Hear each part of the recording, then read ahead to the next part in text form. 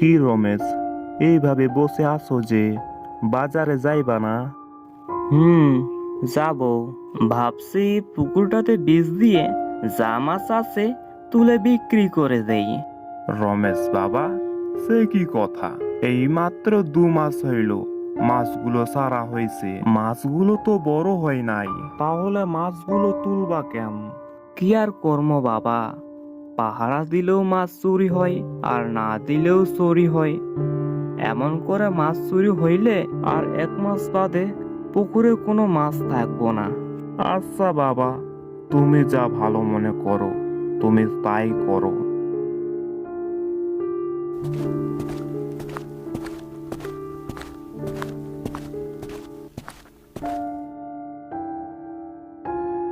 রমেশ দাদা, বাড়িতে আছেন? মনে হচ্ছে সুনীল আইছে। যাই বাবা, বাজারের দিকে যাই।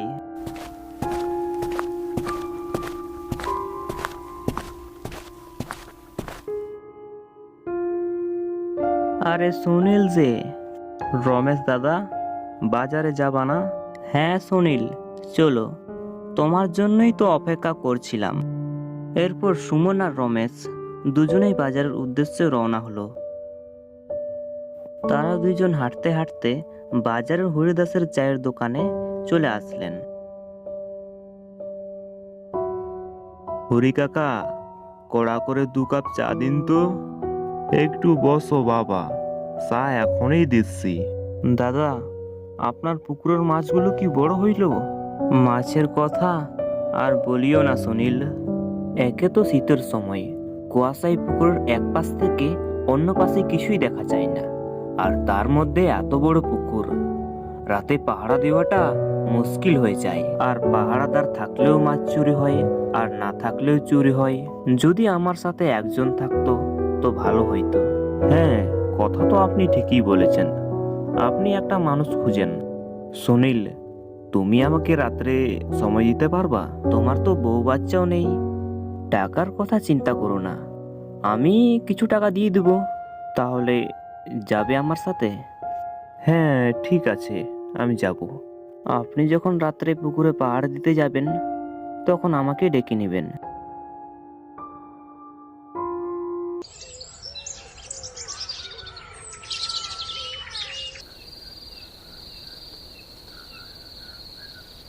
সেদিন সুনীল বাজার থেকে ফিরে রাতের খাবার খেয়ে বিছানায় বসে বসে রমেশের জন্য অপেক্ষা করছিল।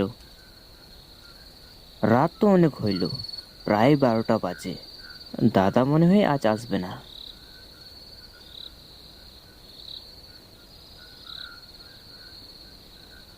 সুনীল, ও সুনীল, বাড়িতে আছো?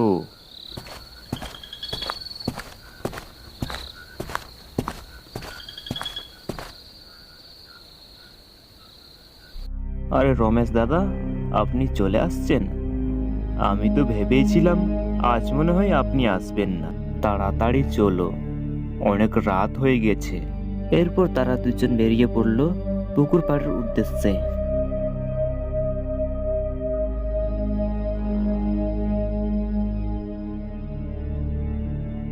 পথে রমেশ সুনীলকে পিছনে ফেলে সামনে অনেক জোরে জোরে হেঁটে যাচ্ছিল। বিষয়টা সুনীলের কাছে অস্বাভাবিক লাগছিল। কি ব্যাপার, রমেশ দাদার আবার কি হলো? সে তো চুপচাপ থাকার মানুষ না, সারাক্ষণ তো বকবক করে। সেই মানুষ আজ চুপচাপ, আর আমাকে পিছনে ফেলে সে সামনের দিকে হেঁটে যাচ্ছে। বুঝলাম না, বোধহয় মন টন খারাপ। আমি তখনই দাঁড়িয়ে পড়লাম। আমাকে দাঁড়াতে দেখে রমেশ দাদা বলল, কি হলো সুনীল, দাঁড়িয়ে পড়লে যে? রমেশ দাদা, কি হয়েছে? আজকে তুমি যে চুপচাপ আর আমাকে পিছনে রেখে অনেক জোরে জোরে হাঁটছো যে, বৌদির সঙ্গে ঝগড়া হয়েছে নাকি? না না, তেমন কিছু না। আসলে পুকুরে যেতে অনেক দেরি হয়ে যাচ্ছে তো, তাই একটু জোরে জোরে হাঁটছিলাম। এই তো আমরা পুকুর পাড়ে চলে আসছি। আর কিছুক্ষণ হাঁটলেই পুকুরে পৌঁছে যাব।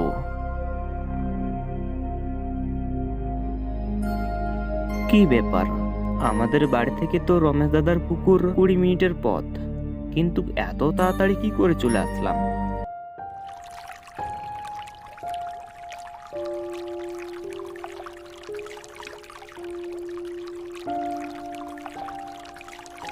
সুনীল, তুমি পুকুরের এই পাড়ে থাকো আর আমি ওই পাড়ে যাচ্ছি। সমস্যা হলে আমাকে ডাক দিও। হ্যাঁ ঠিক আছে দাদা। এই কথা বলে রমেশ দাদা পুকুরের ওই পাড়ে চলে গেল। একে তো শীতের রাত, ঘন কুয়াশা, তার মধ্যে অমাবস্যার অন্ধকারে আশেপাশে কিছুই ভালো করে দেখা যাচ্ছে না। সুনীল কাছে থাকা কাঠের মাচার উপর বসে পুকুর পাহারা দিচ্ছিল। ওরে বাপরে, আজকে তো বেশি অন্ধকার মনে হচ্ছে, কেমন যেন ভিতরের মধ্যে ভয় করছে। রমেশ দাদা, ও রমেশ দাদা, ঠিক আছেন? সুনীল চিৎকার করে রমেশকে বলল। ও পাশ থেকে রমেশ বলল, হ্যাঁ সুনীল, ঠিক আছি। রাত প্রায় 2টো বাজে। এর মধ্যে সুনীল রমেশের অনেকবার খোঁজখবর নিয়েছে। সুনীল আবারও রমেশকে ডাক দিল, রমেশ দাদা, ঠিক আছেন? চারিদিকে একদম নিস্তব্ধ, কারোর কোনো সাড়া শব্দ নেই।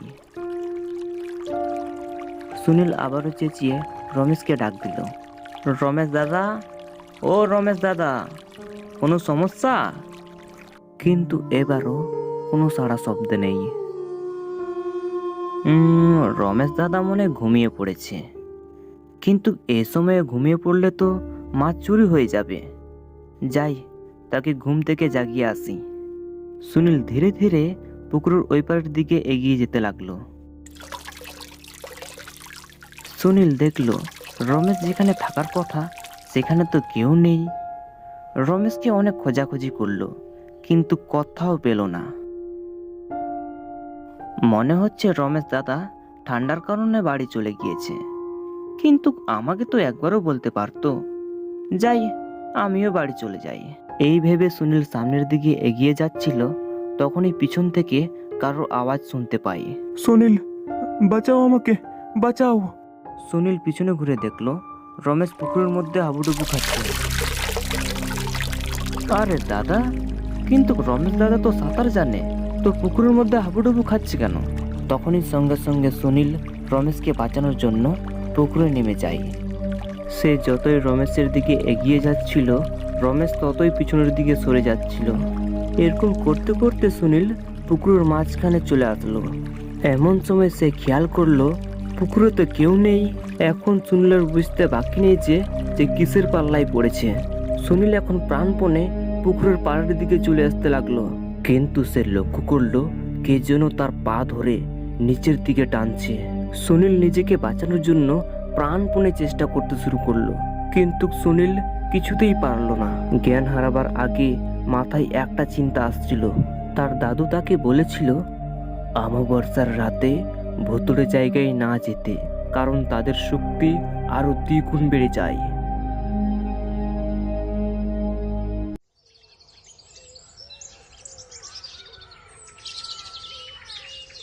পরের দিন সকালে যখন সুনীলের জ্ঞান ফিরে, সুনীল নিজেকে দেখে যে পুকুর পাড়ে শুয়ে আছে, কিন্তু আশ্চর্যকর বিষয়টা হচ্ছে যে শরীরের কোনো অঙ্গ ভেজা নেই। তাহলে কি হয়েছিল তার সাথে? বাড়ি ফিরে সুনীল জানতে পারে রমেশ অসুস্থর কারণে গতকাল রাত্রে সুনীলের সঙ্গে পাহারা দিতে যাননি। তাহলে সুনীল কার সঙ্গে গিয়েছিল পুকুর পাহারা দিতে? এরপর থেকে সুনীল ওই পুকুরের আশেপাশে কোনোদিনও যায়নি।